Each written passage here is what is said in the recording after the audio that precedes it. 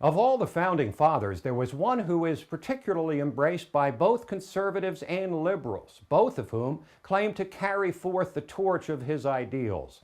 So, since Thomas Jefferson made perhaps the most cogent single statement on the distinction between liberty and tyranny, all sides should seek to apply this most fundamental truth to the reality it reflects every bit as much today as when Jefferson stated it in the 18th century. Jefferson said, "When the people fear their government, there is tyranny.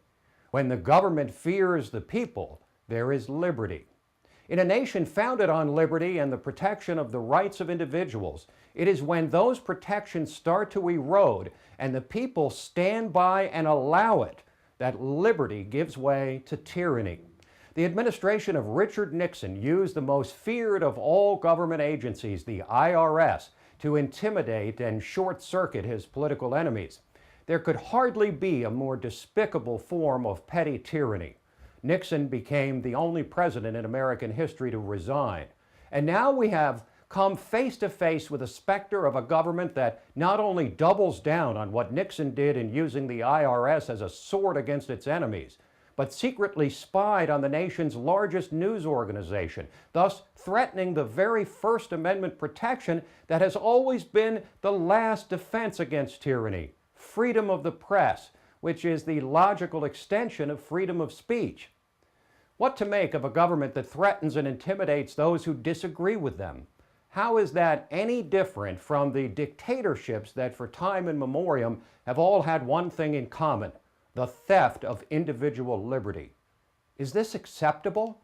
Have we become so casual about the liberty that was the bedrock of America's founding that we will accept the same attempts at tyranny that spurred the American Revolution in the first place? The latest reliable poll shows that only about 1 out of 5 Americans are even following the IRS and media scandals. This at a time when a flood of information is available at our fingertips. Do we choose to be so willfully uninformed? Have we become so comfortable with compromising our hard-won liberty in the face of a 100-year onslaught by progressives looking to replace the founding principles with their own vision of a government-centered society?